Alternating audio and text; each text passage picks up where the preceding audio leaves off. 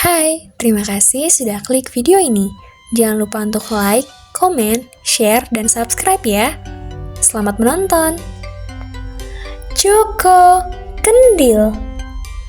Pada zaman dahulu, di sebuah desa di Jawa Tengah, hiduplah seorang janda tua. Ia hidup sebatang kara. Suaminya sudah meninggal beberapa tahun yang lalu. Ia tinggal di sebuah rumah tua seorang diri. Untuk memenuhi kebutuhannya sehari-hari, ia berjualan kayu bakar di pasar. Perjalanan yang harus ditempuh ke pasar sangat jauh. Uang yang ia peroleh dari berjualan pun sangat sedikit. Meskipun begitu, ia tetap giat bekerja dan tidak menyerah. Sebenarnya, janda itu sangat menginginkan kehadiran seorang anak. Namun, untuk mengangkat seorang anak sudah pasti ia tidak mampu. Untuk memenuhi kebutuhan dirinya sendiri saja masih kekurangan. Namun, pada suatu malam, ia bermimpi kejatuhan bulan di siang hari. Mimpi yang aneh itu membuatnya sangat gelisah. Bagaimana mungkin ada bulan pada siang hari? Ada apa dengan mimpi tersebut? Pikirnya. Paginya, janda itu bangun dengan hati yang resah karena berpikir tentang mimpinya. Ia bergegas pergi ke pasar sebelum matahari terbit. Setelah menjual semua dagangannya dan membeli beberapa barang kebutuhannya, ia segera pulang. Ketika melewati pintu pasar, ia melihat segerombolan orang berkerumun mengelilingi seorang laki-laki. Karena penasaran, janda itu mendekati kerumunan tersebut. Ternyata laki-laki itu adalah seorang peramal. Ia sedang meramal seorang wanita. "Pak Peramal, saya ingin tahu apa maksud mimpi saya semalam," ujar wanita tua itu. Peramal itu berkata, "Ceritakanlah mimpimu itu." "Semalam saya bermimpi kejatuhan bulan. Apakah itu pertanda buruk?" ujar si wanita. Dengan wajah sumringah, peramal itu berkata, "Wah, justru itu pertanda yang baik. Mimpi kejatuhan bulan artinya engkau akan mendapatkan keturunan. Engkau akan mendapat seorang anak. Selamat." Mendengar perkataan peramal itu, si janda sangat terkejut. Mimpi yang dialami oleh wanita itu sama dengan mimpinya. Namun, apakah ia juga akan memperoleh seorang anak? Ia tidak habis pikir. Bagaimana mungkin seorang perempuan tua yang tidak bersuami seperti dirinya bisa melahirkan seorang anak? Namun, ia tidak terlalu memikirkannya. Ia pun segera berjalan pulang. Setibanya di rumah, janda tua itu melihat dua orang laki-laki sudah menunggu di depan rumahnya. Mereka membawa sebuah bungkusan yang besar. Janda tua itu menanyakan maksud dari kedatangan mereka ke rumahnya. "Kami ingin menitipkan sesuatu kepada ibu," kata salah satu pemuda. "Apa yang ingin kau titipkan, nak?" tanya si janda. Pemuda itu menjawab, "Kami berniat menitipkan seorang bayi untuk dibesarkan oleh ibu layaknya seorang anak ibu sendiri." Mendengar permintaan dari kedua pemuda itu, si janda langsung menolak. Ia merasa tidak mampu merawat seorang anak karena hidupnya serba kekurangan. Namun, kedua pemuda itu memohon dan bersedia untuk memenuhi seluruh kebutuhan si anak itu. Akhirnya, janda itu pun bersedia. Kedua pemuda itu menyerahkan bungkusan besar yang mereka bawa. Ternyata berisi seorang bayi.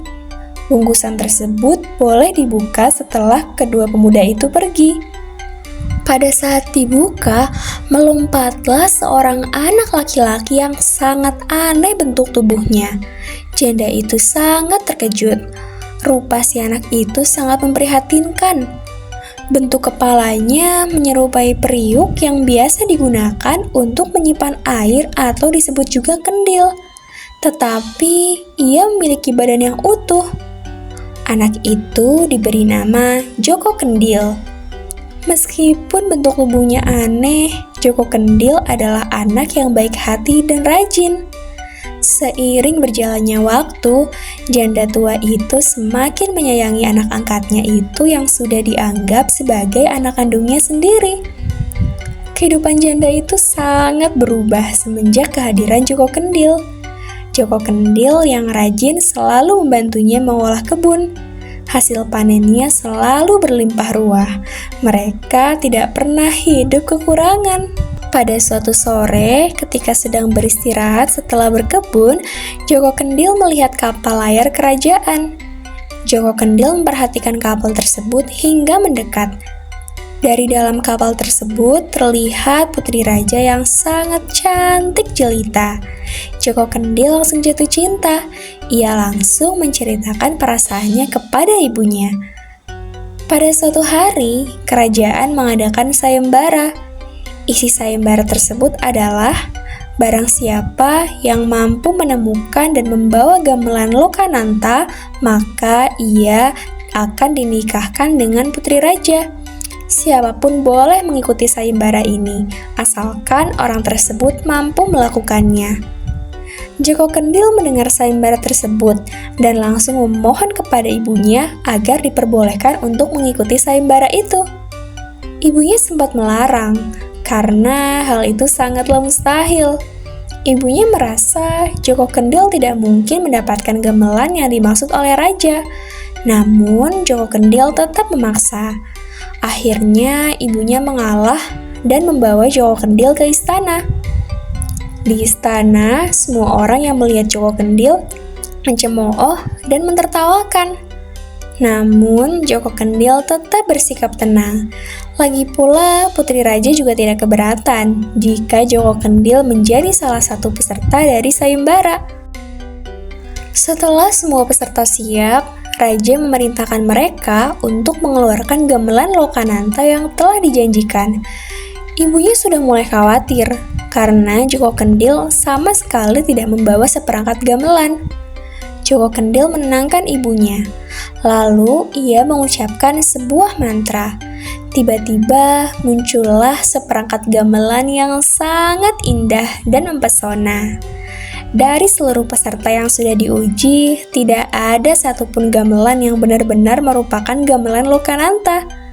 Namun tiba-tiba terdengar alunan merdu sebuah gamelan. Gamelan itu adalah milik Joko Kendil. Semua orang terpukau dengan keindahan bunyi-bunyian yang keluar dari gamelan itu. Maka terpilihlah Joko Kendil sebagai pemenangnya. Dan ia akan dinikahkan dengan putri raja yang sangat cantik. Pada hari pernikahan, kedua mempelai duduk di kursi pengantin di hadapan seluruh undangan.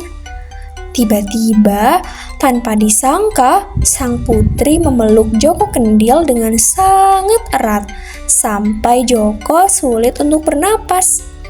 Terjadilah sebuah peristiwa yang sangat mengagetkan.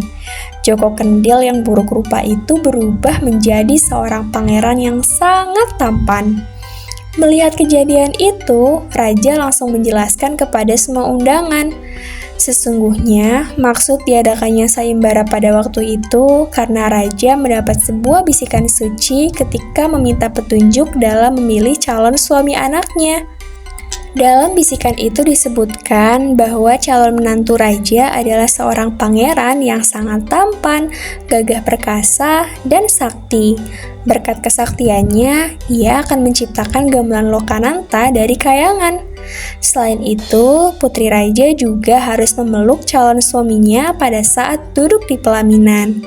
Raja juga menjelaskan bahwa Joko Kendil adalah pangeran yang dikutuk oleh ayahnya akibat melanggar larangan ayahnya.